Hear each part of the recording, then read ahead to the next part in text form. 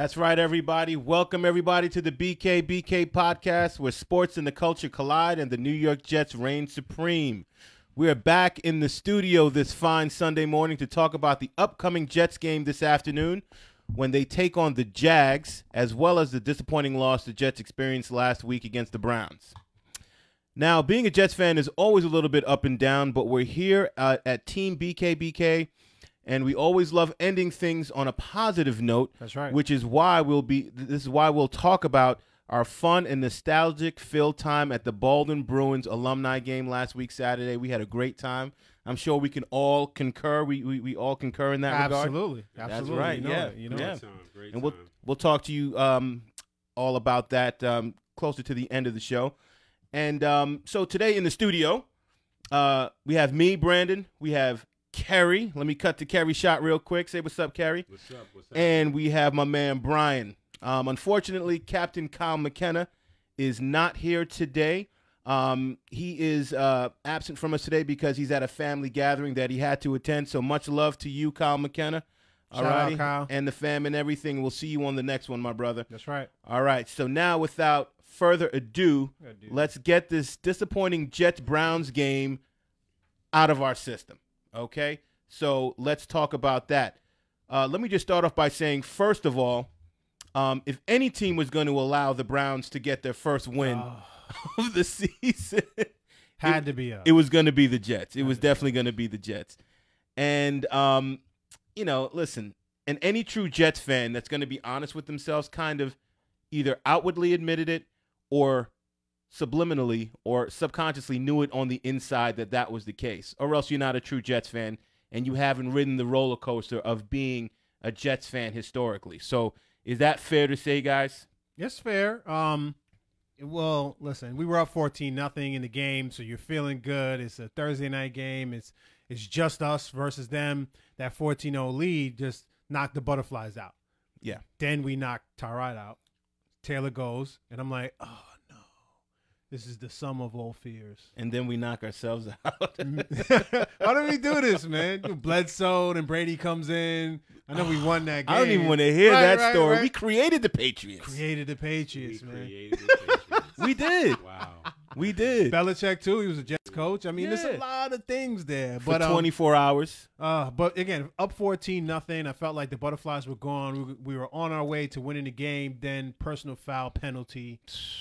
We'll get into that, guys. Of course. We're definitely going to get into that whole thing. But, yeah, I mean, there was just it had to be the Jets. Right. For the record, this was a loss on the calendar that I said.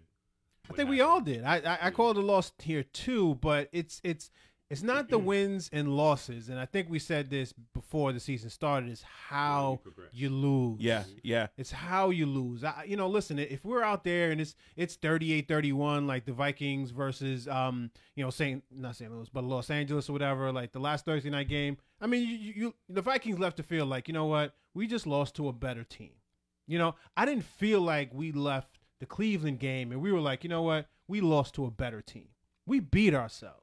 And that's really the reason why I feel like the losses sting more at this point in time. Again, if we played to the best of our ability, both sides of the ball, and we just lost to a better team, we got snowballed, it just was what it was, that's fine. But I feel like we got outcoached. And I feel like there's too many times in the last 3+ years that I feel like we got outcoached and or we didn't win because our coaches put us in the best position to win.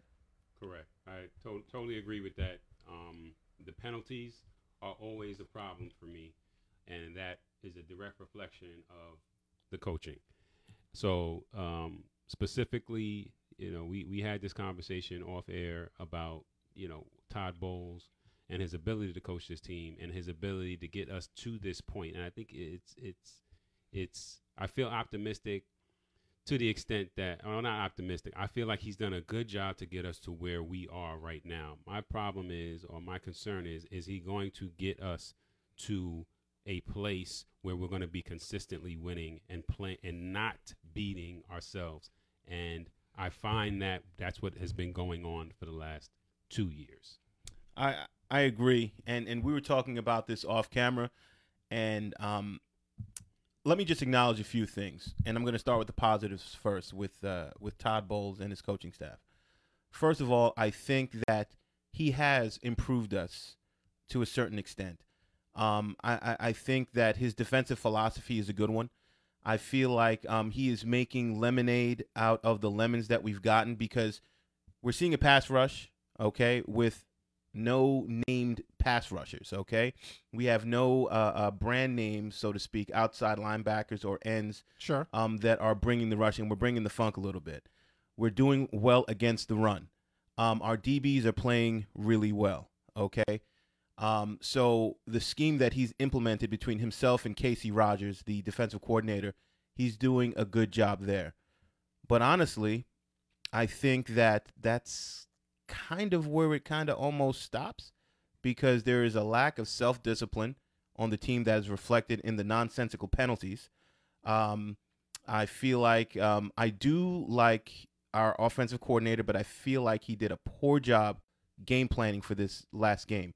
I feel like I'm going to keep saying this, he implemented a horizontal passing game when he should have done more vertical stuff. Too many screens, too many bubble screens and all of that stuff, man. Too much of that stuff. Too much hitches, little wheel outs, and just very shallow passing routes and stuff like that. Especially at the end of the game, like I know that pass to Quincy on the last series. That was like a bubble, it's like sort of a bubble screen. Yeah. On the left, I believe it was on the left hand side. I was like, look, he's not a quick dude. He's a fast dude. And you mean Anderson? Anderson. No, it was. I think it was to Quincy. It was to Quincy. I think Quincy's more quick, than he is fast. Than he is fast. Right. But the issue is that you did it to the short side of the field. Yeah, he did. So you didn't give him any space to operate. Right. The issue also is that you ran it like 5 times. Right. Yes. At least 5 times in one half. Yes. And you could see the difference when you're talking about Mayfield, and when he came in, you can tell that the whole playbook was at his disposal. He's throwing seam routes. He's throwing outside. He's throwing inside. He's throwing outs. I mean, it was a vertical passing game. They needed to get back into the game, so you can't throw, between 0 and 10 yards to the line of scrimmage all the time. It's just not going to work. And anytime that you're doing the same thing over and over and over again, it's going to be predictable. And then they sit on the routes, and then that's when the interceptions happen, the tip passes happen. That's when all of that stuff kind of comes into play. So you got to put – they said at the beginning of the season they weren't going to hold Darnold back. They said that all the time. They certainly did do it that time. And they definitely did it this time. Yeah. It's just, come on, man. And listen, Darnold had some things that he needed to correct. I felt like he had happy feet. He wasn't really standing in the pocket and just, hey, let me fire the ball here or let me fire the ball there. I get that. But at the end of the day, I'd rather go out gunslinging than to go out with a BB gun. I agree. I totally agree. And just to add on to what you were saying, just overall, just about the coaching, I think Kerry, out of our group, he was the only one that definitively said, and I could be wrong, feel free to correct me, that predicted that they were going to lose to the Browns. I said that if the Browns were going to get a win, it would be against the Jets. I was on the fence, but I was like, let me be positive. We can go back to the videotape. I'm not 100. I thought that when we were going, and I was like, go. And then we had the show, whatever else. I think we both said we were going to probably beat the Dolphins. We knew, and lose we call that to the Browns on Thursday night because of the short week and all that kind of stuff. So I might have, but for some reason I'm thinking that like maybe in the end I kind of gave in. It was like, all right, I'm going to give the win to the Jets because I knew that the Browns had improved, and I like Hugh Jackson more than some people do. I actually think he's a smart coach. He's a very good offensive coordinator. He just needs to keep stepping up in his head coaching capacity. But they've improved a lot. But like I said before, and like we've all been saying, it's a coaching thing. It's a coaching thing. And players being undisciplined, all of these nonsensical penalties, one right after the other. The clock management. Let's talk about the poor clock management. This has followed Todd Bowles for all 4 of his years. Right. And he doesn't seem to be getting better at that. Not at all. Right. And then you have just a poorly schemed offensive game plan. And here's the thing: you need to really be, you really need to be, you really need to make a deliberate effort to scheme out, and because we have a rookie quarterback that needs to keep developing. And if he keeps experiencing days like this, I don't care that, oh, he's unfazed. It's going to start to chip away at his confidence. Of course. He's only 21 years old. And you basically have to put him in good positions, because you can lose a game and still build your confidence. And then you can have a great game, you lose, you're like, you know what? I can fix that mistake right there. All I had to do was this and this. This will never happen again. He's not coming out of this Browns game thinking that. He's a little bit bewildered right now, and I hope that they can bring him back, refocus him, build on him, and put out a very good game plan so that he can execute it and feel good about himself. He's got to. Quarterback is that position where you have to have confidence. Have you guys ever seen a quarterback out there that just doesn't have any confidence or like lost it? Like David Carr, remember him when he was with the Giants? And Oh, he was forget getting. My good, it's like Now he can't even commentate on NFL. They got him like in college. It ruined his career. He can't even talk about the NFL anymore, man. He's that gunshot at this point. And you're right, Kerry. It ruined his career. It ruined him. So, we're at a critical point. And I know we're only 3 games in. Today will be the 4th. But as far as having Sam Darnold, having a franchise QB, we are at a critical point right now as far as making sure that we build this young man's confidence so that he can be that 21-year veteran like Kerry. Let's not the sky is falling. I feel like this is only game 4 of his NFL career. We're talking about having this guy for over a decade. I mean, Kerry wants him to play for 22 years, right? But I mean, I think, to me, what's more important and more critical at this point is the future of our coaching staff, not necessarily Sam Darnold's development long term, and is this impacting it. I think that he'll get through this season and he'll be fine, all 16 games. He has the temperament in order to do so. But I do think that as far as the follow-up to this, do we keep these people around? Is there going to be some consistency? Whereas, Sanchez and some of these other people we've had as quarterbacks, they've had to go through 3 or 4 or 5 systems in their first 5 or 6 years, and that's really what we want to avoid. Yeah. So I like what Bowles brings to the table, and I want to make sure ultimately that we have the same system next year, the year after that. And Bowles right now is not putting himself in a position to be able to have that happen. And that's really, I think, at the table, I don't want to speak for everybody here, but I think that that's what we're more concerned about ultimately than, hey, we're ruining Sam Darnold in game 4, Well, I do agree with that to a certain extent. I'll definitely say that I am concerned about, the coaching staff. And specifically Bowles. I mean, you have to improve. And if you're 10-6 your first year, don't make the playoffs, you're 5-11 the following year, and the year after that you're 5-11, and the same problems are consistently showing up. And exactly. When I say that, I'm talking about how this team is constantly hampered by penalties. And I'm not talking about the holding penalties. I'm not talking about that, because that's more of a symptom of a player's inability to block, right? And it's also subjective too, right, according to the ref. Right. Sure. I'm talking about the personal fouls. I'm talking about the offsides penalties. Ridiculous. Those types of things. That's directly reflective of coaching. So and to move on from that, let's address the quarterback situation and how the quarterback is developed. I think a large part of what went on with Geno Smith, and I'm not a fan of Geno Smith, but a large part of what went on with Geno Smith is that the playbook wasn't opened enough for him early on in his process. And you have to capitalize on the strengths of your personnel. And the strengths of Geno Smith's game was his ability to throw long, his arm, his gun. And we didn't do that early on in his career. And I think that was part of the reason of his frustration early on in his development with the Jets. And again, I never was a fan of Geno Smith. Taking him in the second round, I thought maybe we would got a steal, but again, it was his mental makeup. My issue with going on with Darnold is that we're not taking his strength. We're taking his strength away from him. Is his arm? Even if you send and his ability to roll out and make something happen. Even if you send Anderson long and he overthrows him, then let it happen. Let it happen. I say throw it as long as you can, as far as you can. Let him try to run underneath it. And that one touchdown that Anderson has, he took it away from the defender. Mm-hmm. You know what I mean? So throw it up for the boy. Throw it up for the guy. This guy had 1,000 yards this season. Just about, almost, yeah. You know with what I mean? 7 or 8 touchdowns too. Definitely. I think this is football 101, fellas.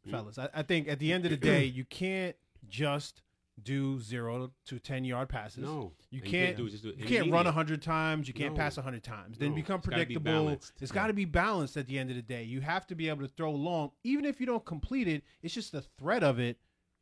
That'll soften up the secondary a little bit. People, now you got to look or whatever. But if you're just sitting and looking into the backfield and that's all you're doing, look at Miami and what they've been able to do in the 3 weeks. It's not that they're overpowering people. They're out scheming people. Right. Yeah. You see the plays that they're running on offense. Right. It's not Tannehill throwing for 400 yards or whatever. Using the ability that he has. This kid can run. He's taking full advantage of the individuals that they have on offense and what they do well. Yes. And putting them in positions to win. And when you're looking at the Rams game, how many times did they have Cooper Kupp on a linebacker? I love that name, Cooper Kupp. Love it. Cooper Kupp. Can I get a Cooper Kupp with a little hot sauce? Funny. Can I get a Cooper Kupp? I'm going to get a French onion soup and a Cooper Kupp. Right? But it's like a younger, faster Edelman. Gosh. And you put him. I can't even get it together right now. Right? I was making a point. I'm sorry, man. That Cooper Kupp, and you kind of gotta go Kupp. Sorry, all right, my bad. But when you look at McVay and what he's doing, putting his players in positions to be able to win. Again, Kupp is on a linebacker, and then they scored 2 touchdowns on that, and then they kept just putting him. Putting the wide receivers, whatever, on linebackers and just throwing the ball there. This is what the Jets have been talking about, and the people that cover the Jets have been talking about as far as like the role of Quincy Enunwa, how the linebackers can't really cover him. Right. The safeties, he big bodies them too much. Right. And we should be using him in that same capacity, not just on bubble screens. It works, but you got to mix it up so that every time they do it, it works. You know what I'm saying? So getting out coach, B, just like what we're talking about. Absolutely. Yeah, Absolutely. from just about every angle. And our special teams, it's okay. I think it did well in the first game, of course. We blocked the punt in the second in Cleveland. Yeah. Yes, we blocked the punt. Yep. I mean, it led to a score. Yeah, it led to a score or whatever else. So I think special teams is definitely something that we can say is a positive, and that's something that you need all 3 phases. Is right now we're just we're not. If we were consistently bad on defense or consistently bad on offense, it would suck, but at least it would make sense. We don't have the personnel, whatever the case may be. But at the end of the day, we're inconsistent, and that's what sucks. Like we can't keep it up on either side of the ball. It's frustrating there, man. And what we also need to do is be able to coach it better and to scheme it out, because we were talking about how our receivers aren't getting as much separation as we would like. So, that's about talent. That's about talent. That's about talent too, but it's also about like you got to play with what you have. So the fact that we know that Robbie Anderson can separate, but you're not going to throw it to him. But he's separating vertical. Right, but he's not seperating true. Horizontally. Exactly. And you're putting him in a position of that he does not.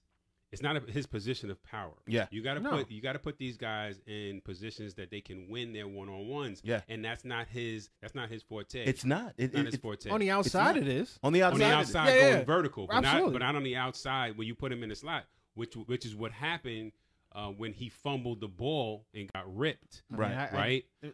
Okay, because you're putting him in a Off the position rip. where he's trying to make a play where ordinarily he wouldn't be doing that. That's not his forte. Listen, man, two fumbles in 3 games. And I'm not saying that's not his fault. That is entirely his fault. Oh, okay. But my point is that I'm not going to put my receiver in a position where I know that that's not his wheelhouse. Exactly. It's not in his wheelhouse. And I'm going to use a line that Bill Parcells used on Keyshawn Johnson. Oh, no. Not the gazelle. Yeah, it is. I love it. I love this line, okay?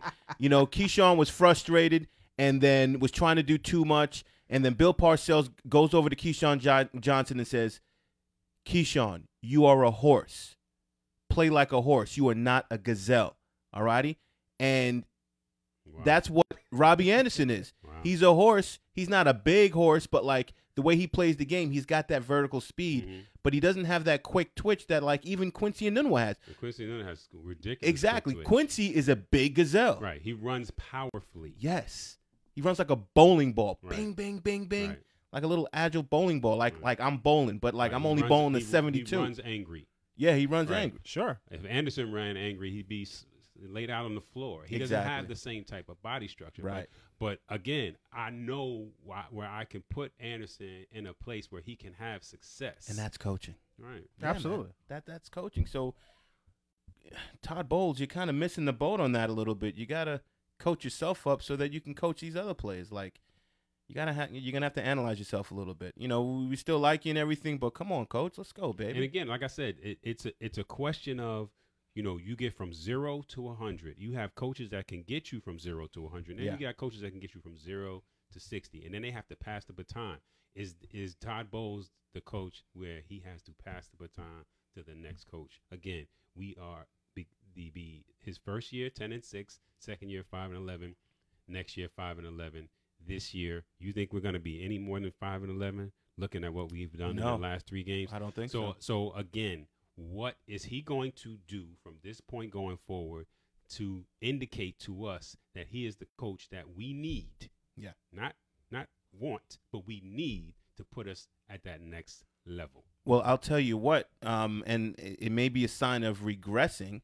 I don't know if you guys saw it, but he's going to be taking over the defensive calling from Casey Rogers, who's the defensive coordinator. Well, they said that wasn't true. Wasn't true? He got in front of the media and said that wasn't true. Okay. I don't know who said it. So we'll see what ends up happening. And I don't have much of a problem with the defense. Neither do I. I like the job that Casey Rogers is doing. Yeah. Well, my problem also is, and going back to the Cleveland game, it's when Mayfield came in, it was close to the end of the first half, and you can tell we were in the zone, didn't know what we were doing out there, and they end up scoring, I guess, a field goal or something like that before the half, and you could tell, like, the defensive players didn't know what was going on. Call a timeout. Yeah. Call a timeout. Like, why are we in the wrong defense, and we're not trying to put it together in order to figure out. Yeah, manage the game. Manage the game, coach. So would it surprise you to know that we, last year, lost 5 games, 1-score games? And no, that does not surprise me at all. I remember that stat, and the Jets just being the Jets. You know, like me personally, I love sticking it to people, and in general, whenever I play games or whatever it is, I love beating people by 1 point just to give them that false illusion. It's just funny to me. I think Blissett used to like doing that too. I'm sure. Shout out to Brian Blissett. Shout out to Brian. Yeah, a little sadistic approach. But I mean, you know, but understand what that means. We've already lost 2 by the same way. 2 of our 3 games, that's 20-12 and 21-17. We're right there, man. We just need to. We're like 2 or 3 calls away of coaching, you know, to be able to be right there to win. It's a game of inches, man, and we're not winning the inches right now. So that's the difference between having a coach that is 0 to 60 and a coach that is 0 to 100. That is a score. And I'll tell you, it is. Mm-hmm. And then you know what? I'll tell you what else. A score, a play call, a holding penalty. Yeah. Or like I said, more I got personal foul penalty. Sure. Sportsmanlike personal foul. Yeah. Play away. That's what that is. Yeah. And you know what? Teams that doesn't happen to? A team like the New England Patriots, who's coached by Bill Belichick, who we made. Yeah. And that tweaks me. Right. By the way, of playing a team that is 3 wins Wow, could they 3-0. go right? I mean, can Miami be 4-0 and New England 1-3, and we be 1-3 with them? Right. Oh, it's ridiculous. Jesus. It's ridiculous. Let's talk about the Jags. All right. Well, you know what? Yeah, hey guys, do you see how frustrated we get? And here's the last thing. Let me just put a button on it, and then we're gonna move on. The thing that makes it the ultimate of frustrations is the fact that the Browns beat us. They're giving out kegs and stuff. Baker Mayfield comes off the bench. Oh, that was the worst. Okay. Yeah. Comes off the bench. He comes off the bench. Speak on it. Hero style, #1 draft pick style, is throwing darts. And he's dead to me, but he's the guy that we wanted to draft. Yeah, he's the guy that we wanted to draft. He is. Say we. No, over here. We. No. I mean, like, hey, French, right. like over here. Yeah, right here. Check out the wide shot, folks. Me and B. Me and B. What would you have to give up for him to get that? No. I'm not lamenting. I'm not. Yeah. Sound like it though. No. I'm a lamenter. I love Darnold. No. But it's like it was like a book. Like the worst case scenario that we could put together for that game is, all right, let's see. So Jets up 14-0, feeling good, right? You know, feeling good. All right, check. So guy that we wanted to draft comes in. Defense playing awesome first half. You know what I mean? So Jets feeling all nice and good, whatever. It was as if killing we like Tyrod. It's like losing the Detroit game. Beat Tyrod into submission. Right? It's like where losing he's like, the I Detroit got a game, concussion. right? I just want to say. Oh yeah. Knock quarterback Tyrod out. was like, I hope. Yeah. Knocking quarterback out. Check. Did all that. All right. So Mayfield comes off of the bench. We make him look like a hero. Yeah. Check. Right. And again, Cleveland comes back and, oh, by the way, makes Darnold look terrible. It'd be different if Darnold looked just as good as Mayfield and we still lost the game, right?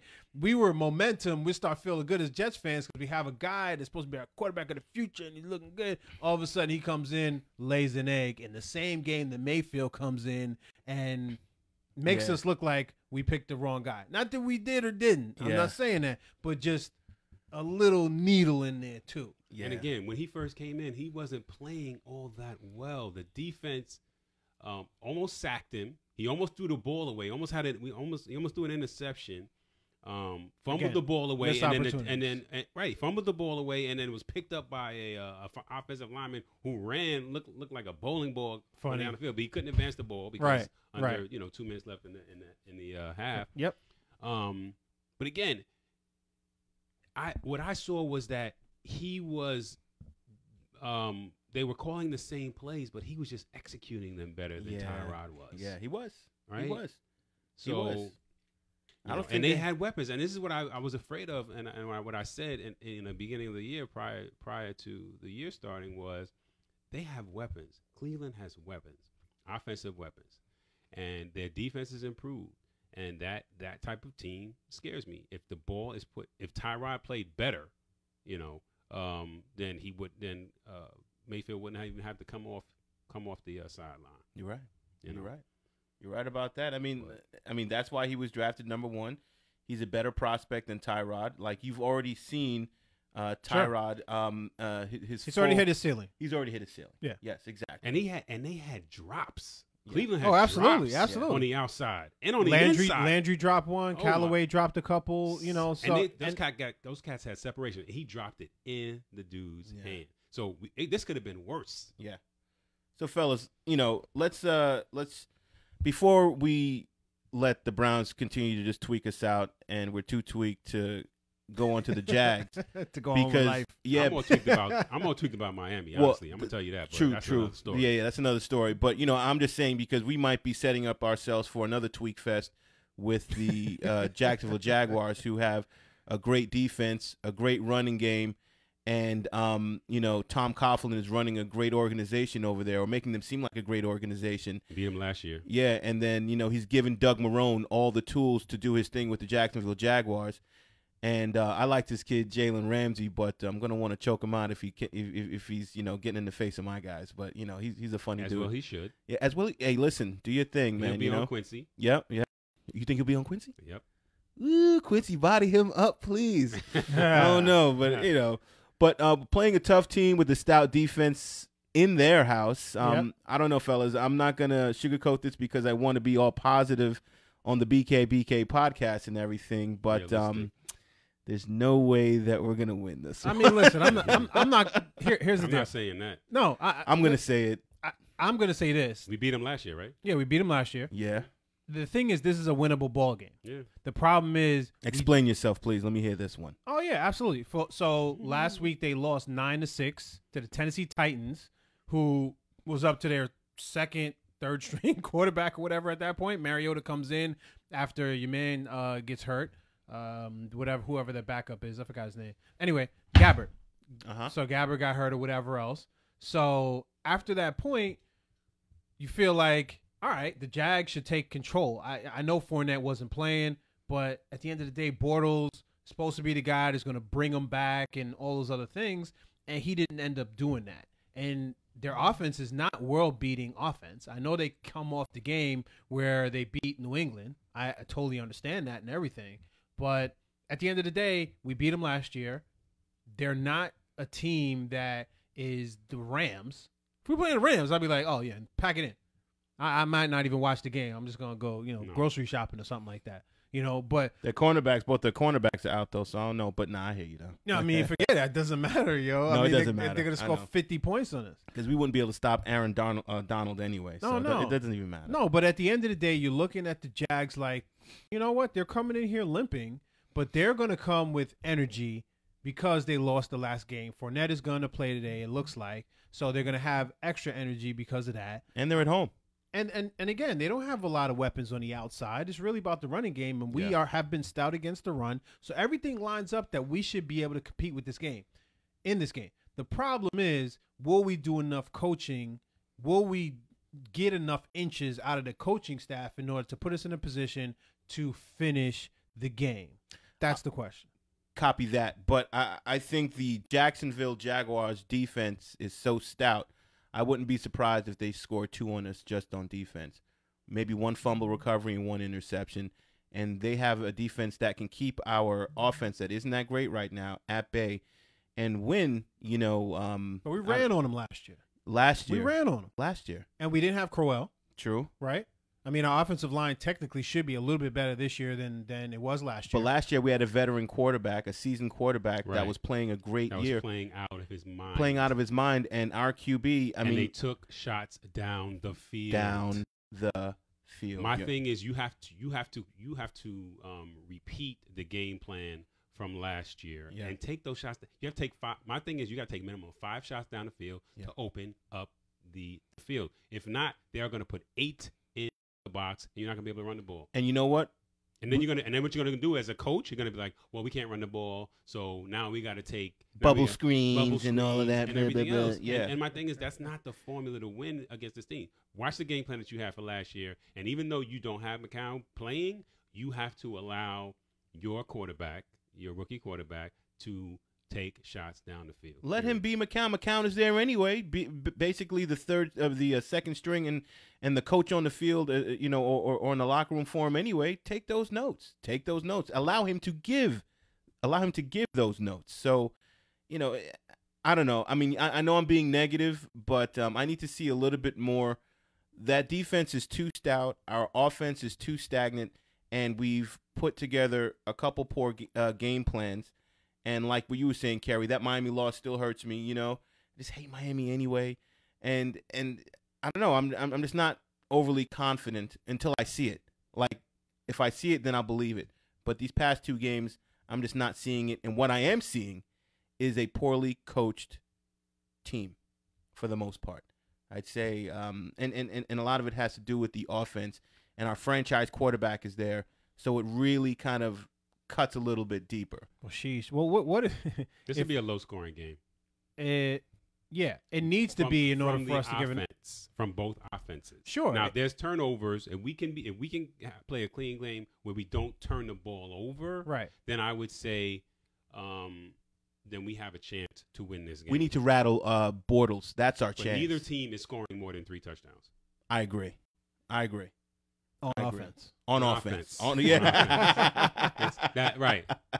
That's that's the caveat on offense. Yeah. I think at the end of the day, when we're looking at it, Jermaine Kearse is going to be key in this game.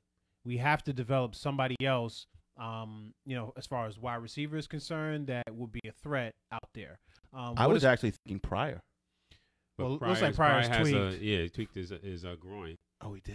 Right. Yeah. So he's Right. tweaked. So he Gee might not whiz. even play. Mm-hmm. But I think All right. Curse is definitely reliable. He runs good routes. He's a good, Hands. 10-yard out or whatever. And I think he would be in If somebody that is If he's 100%. Ramsey's not good. Well, I mean, he played last week. Yeah, but he had what 2 targets? 2 targets, 1 catch. Yeah. He wasn't Quincy was the receiver that Darnold kept on going to. Mm-hmm. And it's got to be more balanced than that. Well, again, because we ran 5 bubble screens, you know what I'm saying? So, I mean, and they Right, all that's went true. to Quincy. Right. So, when you try to open it up a little bit, you open up the offense, it opens up the opportunity for other people to catch the ball and to Right. make plays or whatever. But right now, we're just not doing that. We have to throw it more than 10 yards downfield. I think Quincy got a little bit more than 50% of the pass attempts. Right. Right. One person. I don't even think he was throwing to the running backs that much. That's about safety. And the blanket. tight ends forget about That's it. about safety blanket. I mean, he's developed a relationship. I say I'm talking about Darnold. He's developed a relationship. He says with- he loves with throwing to Quincy. him. And again, Yeah. I would too. Me I mean, too. If this guy was anywhere on my phone, I'd be throwing. I don't care. I'm throwing it to him. I see. Look at that guy. I'm gonna throw it to him. Right. But Darnold, he's a rookie, and he feels comfortable with whoever is going. He knows he's going to catch the ball and move with it. Yeah. And that's what I'm going to be looking at first every time. And if that guy's open, that's who I'm going to throw to. And if he's not open, that's who I'm going to throw to. Yeah. So that's about coaching to say check it down. If you want to throw it longer and that guy is just a little bit more open, but Quincy's open too, Yeah. throw to that guy long. You'll I get hear it you. back to Quincy. You'll get back to Quincy. You'll get back to center. Yeah. Listen, I'm going to say this. Here's the key. I think both teams are going to approach their respective teams or whatever in the same way. Their quarterback isn't that great. Ours is a rookie. So the game plan is to rattle that quarterback.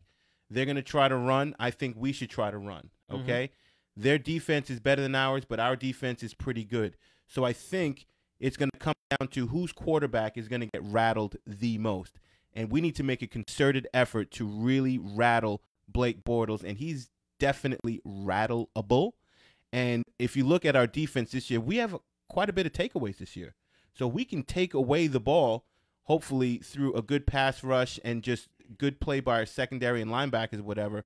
But from there on, we really, really need to execute, get good field position, and play a smart game that will just uplift our quarterback. I think if we can get to and rattle Blake Bortles a little bit more than we allow our quarterback to do or to get rattled, then we can have a chance to win the game. But overall, I'm going to stick to my guns.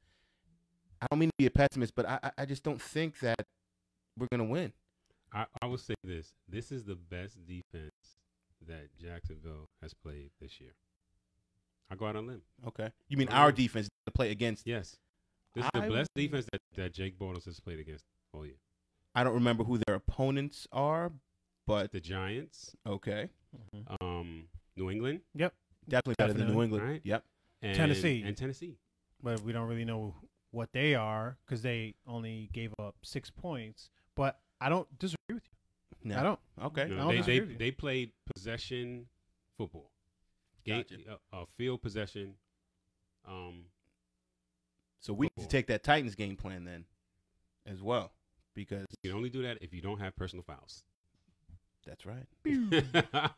Hello, and offside calls, and inopportune offside Yeah. calls. Those Yeah. are the two worst. You definitely hit the needle on the head or Field nail on the head position, with that. field possession, Yeah. football. Yeah, Field right. possession, football. That's what it's got Those to are be. the two worst. The offsides or the full start. Sorry. I think full start. Full start Full start offsides. and the personal foul. Personal fouls, man. Those two. That to me is the worst. Field Personal position. foul is the dumbest. Offsides are the most annoying.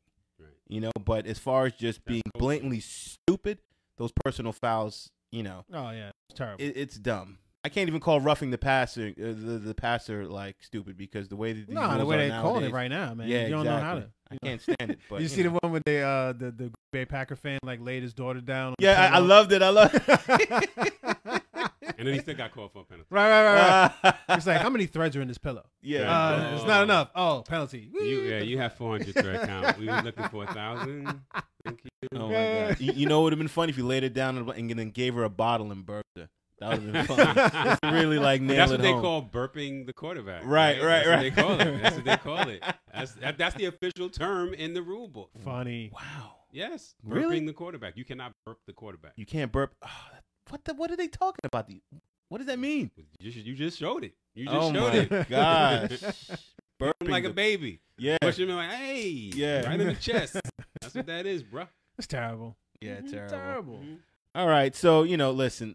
So you know what? Before we move off of this, let's get predictions for this game, since we kind of, I don't think that they're gonna win, and Kerry thinks that we definitely have a good chance at winning. What about you, Brian?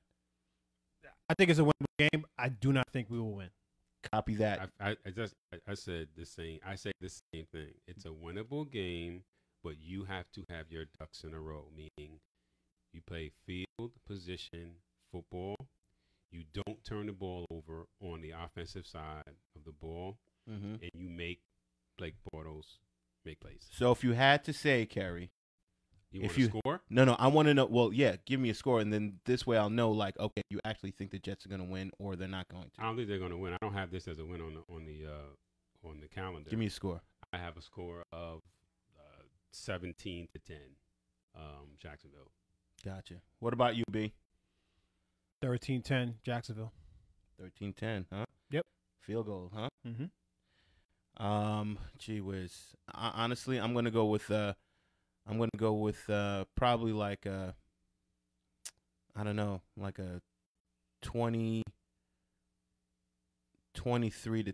I think they're gonna score on defense. You know, 23-10, Jacksonville.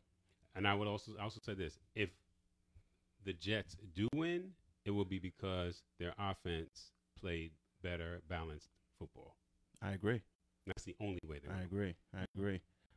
And these guys are in contention for the title, the AFC title. This team, this would be such a good confidence builder for our quarterback, our franchise quarterback. I really, really, really, really hope that they come up with a good game plan and they use his skills and try to execute and be smart with it and build this kid's confidence. Because now this team could represent the AFC in the Super Bowl potentially, right? If you play well against them, everything else is kind of like, okay, I messed up here, but I know I'm good enough to play this way because I did it already. Right. So I'm thinking long-term as far as that's concerned. All right, so let's move on. All right, to more positive stuff. This has been like 2/3 of negativity because it's the Jets, and and they haven't been winning lately, and then the way they've been losing has just been, annoying. But let me tell you one thing. Let me give you one huge positive. Last week, Team BKBK, we attended the Baldwin Bruins alumni football game. It was the first one in a number of. Right? What was that? The inaugural. The inaugural. Yep. Yes. Well, not the inaugural because we had it before, Right. and then they stopped it. It's been a number of years before. Oh, okay. So Okay. basically, they hit the reset button on it. But for us, it was the inaugural Baldwin Bruins alumni football game, and it's the first time in a number of years. So thanks to former teammate and Baldwin Bruin Kevin Smith. Smitty. Yeah, Smitty. And the Baldwin Bruin coaching staff, they pulled off a successful event, which was capped off with a great win against Hicksville. We beat them up, what was the score, 33-8 I at thought it was home. 100-12. Yeah. That's what it felt like, sorry. No, that's back when we played them, B. Yeah. Wow. I hate their Halloween costumes. Yeah. And you know what? Orange and black. They and look white. like the Browns, too. They Ew. did, yeah. Ew. Yeah. They're the Comets. They're like the brown streak across the Ew. across the sky. Brown Come on, dude. Who wants Come brown on, dude. streak? That's just Hicksville. terrible. The Red Star doo-doo. What the rest are doo-doo. Long Island Zone leaders of the new school. Yeah. Oh, That's right. Boy. So it was great to reconnect with old teammates and other alumni it from a was bunch of different graduating classes. So we have some picks that we want to show you guys. All right. Yeah. All right. So let's see. Let's pull this one up right here.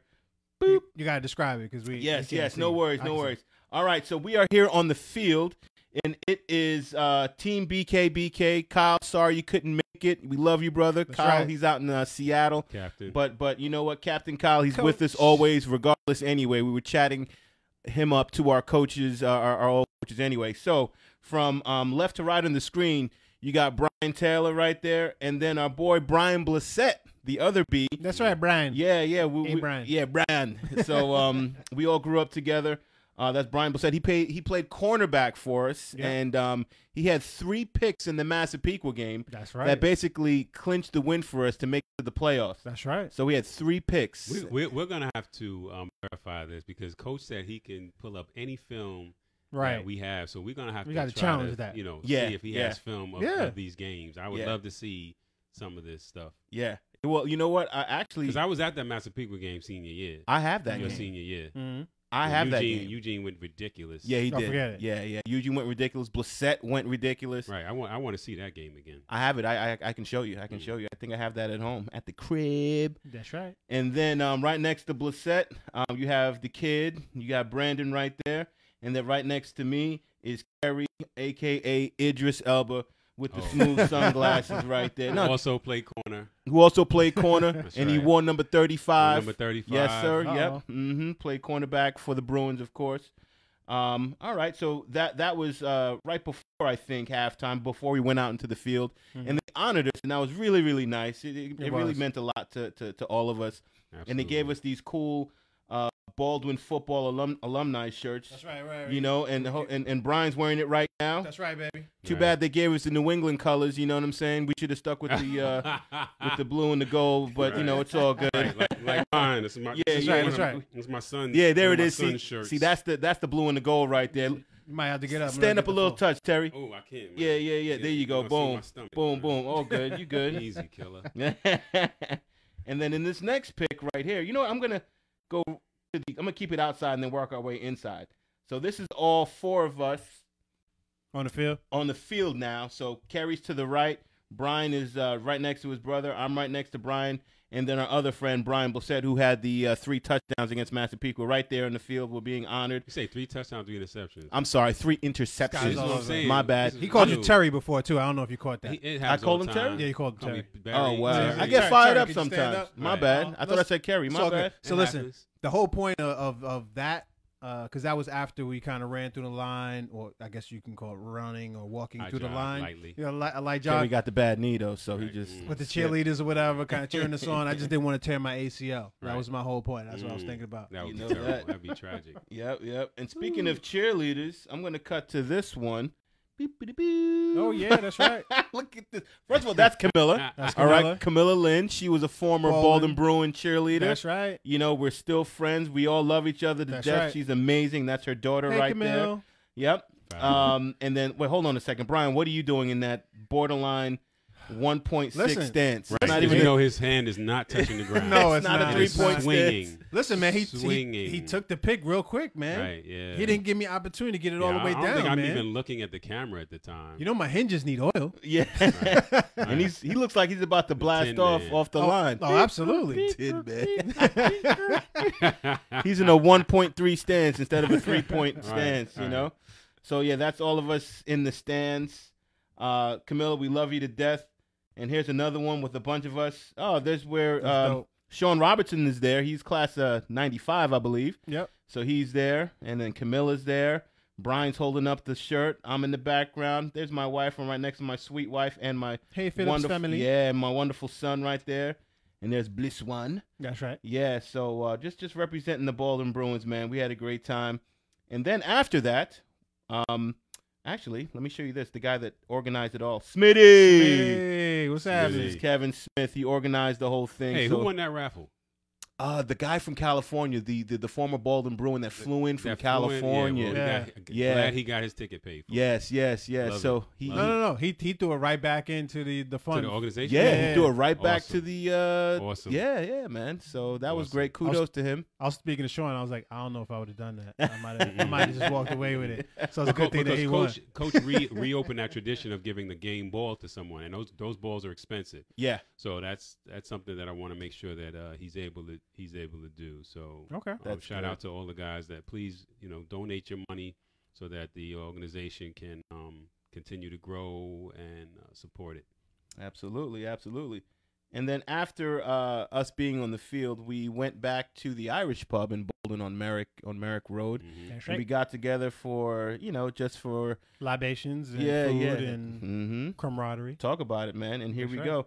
So this is us with most of the alumni, not all, that were present, and plus some of the coaches. That's right. So if you look from left to right, I forget that coach's name. He was after our generation, but he's a current coach now, and he coaches basketball too for the Baldwin Bruins. Okay. And then look at Coach Carroll right there, head coach That's right. Carroll, That's right. and then Coach Clemens. And then you look one That more. dude is still a clown. Yeah, he is. He is. He is. You know what? He's still kind of jacked too. He. Oh, absolutely. Yeah, he's Yeah, jacked. yeah, He looks yeah. good. Yeah. He's in the gym at like 4:30. You know Easily that. at 4:30. Totally. And then right next to him is the kid. This is Brandon. And then Coach Carroll Sr., who they call the Wizard. He's the defensive coordinator, and he coaches the linemen. That dude looked like he lost like 200 pounds. Yeah, he can tuck his Yeah. shirt in now. So that's He how you know you're He looking can good and tuck feeling his good when you're a shirt big in guy. now.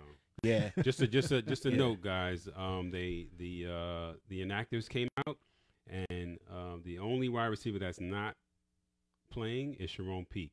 So Pryor will be playing. Okay. May is active. Wow. So Nice. Neil Sterling is still out, concussion protocol. Okay. Okay. So So- Herndon. Right. So Herndon will be playing. Okay. Hopefully he'll get some good playing time. I mean, hopefully he'll get a catch. Yeah, well, He's over there dropping balls. right. Doing some good blocking though. Doing some Okay. good blocking. All right. Catch all with your right. hands. So- Yeah. Yeah, absolutely.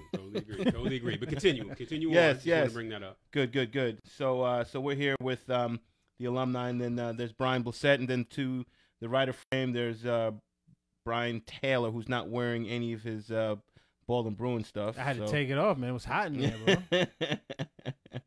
So we're there. All right. So now here's a good shot right here of me, Brian Blissett, and Brian Taylor talking to Coach Carroll. We're probably suggesting some game plan stuff, maybe some plays like, hey, Coach, That's right. in that power eye, why don't you have the fullback come out of the Oh boy, here we go. No, but love Coach Carroll. And this is Coach Carroll Sr. This is me and Coach Carroll Sr. chopping it up. Yeah, he did lose a lot of weight. He looks great, man. Yeah. Coach Carroll Sr., we love you, man. The What's up with Wizard. your face, bro? Is that an action photo? That's an action photo. I'm like, come on, man. This ain't no limit. Showing your gold teeth, bro? Yeah. Wow.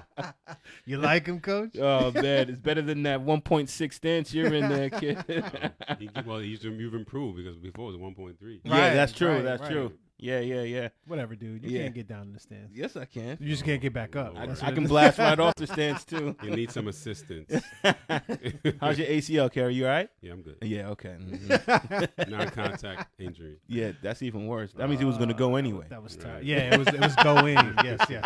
It was on its way. It was in the process. It was on Yes. its way.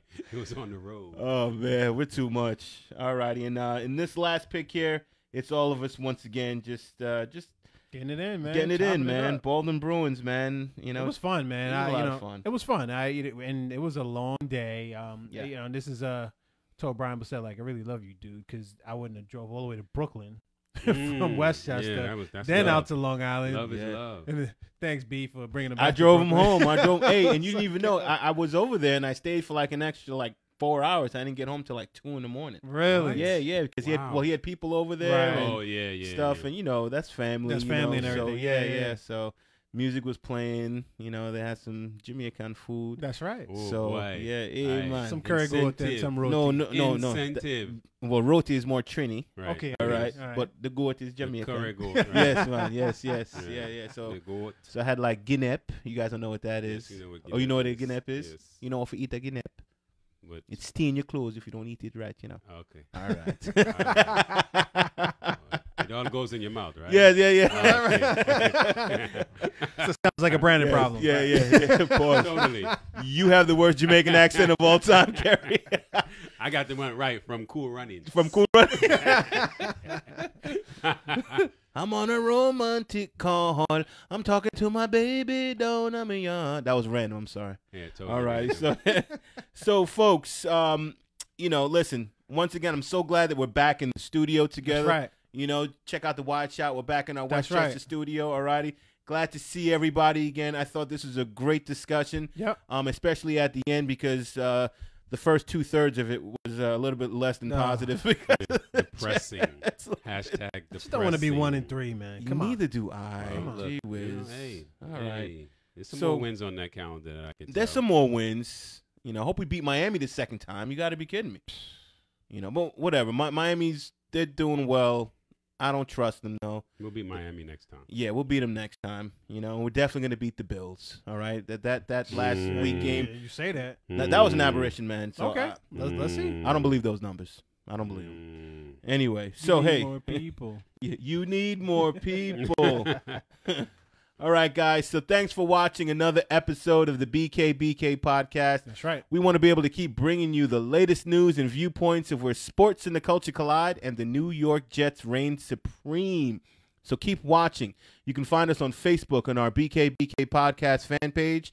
You can find us on Twitter on BKBK podcast, Instagram at BKBK podcast, as well as on YouTube.